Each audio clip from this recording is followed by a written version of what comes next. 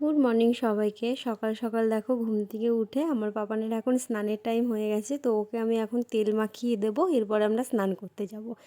দেখো তেল মাখাতে মাখাতে ওর সঙ্গে আমি অনেক গল্প করছিলাম, আর ও জানি না আমার সঙ্গে এত কথা বলছে আর এত খুশি হচ্ছিল। অন্যদিন কিন্তু ও তেল মাখা থেকে শুরু করে প্রচুর কান্নাকাটি করে একদম স্নান করিয়ে ওঠানো পর্যন্ত। আর এই দেখো ও এত কান্নাকাটি করেছে যে ওর চোখ থেকে কিন্তু জল বেরিয়ে গেছে, আবার শুরু করে দিয়েছে কান্না। ও প্রচুর শীতে কুড়ে, এত শীত ওর, তেল মাখানো থেকে শুরু করলেই ওর শীত শুরু হয়ে যায়। জামা প্যান্ট পরিয়ে নিই তাও ওর যেন ঠান্ডাই কমতে চায় না। তারপরে অনেক কষ্ট ওকে ঘুম পাড়িয়ে আমি চলে আসলাম আজকে একটু রান্নাবান্না করতে। যেহেতু আজকে আমাদের একটাই তরকারি হবে, কারণ আমাদের নেমন্তন্ন আছে কাকিমণির বাড়িতে, ভাইয়ের জন্মদিন। তো এটা শুধু রাতের জন্য আমি একটু করে রেখে চলে যাব। তো শাশুড়িকে বললাম সরো আজকে আমিই রান্না বান্না করি, আর আমার রান্না করতে কিন্তু বেশ ভালো লাগে।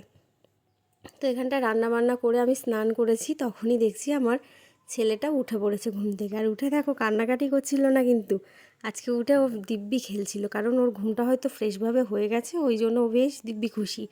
তারপরে ওকে আবার ওর পাপা আর দাদুর কাছে রেখে আমি আর আমার শাশুড়ি চলে যাচ্ছি এখন নেমন্তন্ন বাড়ি খেতে। আর আমার শাশুড়ি বলছিল এখানটায় তুই আমাকে কিন্তু ভিডিওতে নিয়ে আসবি না, আর আমি তো সেটা শুনবো না, আমি ওনাকে ভিডিওতে নিয়ে আসবোই, আমার সঙ্গে যে থাকবে সেই থাকবে।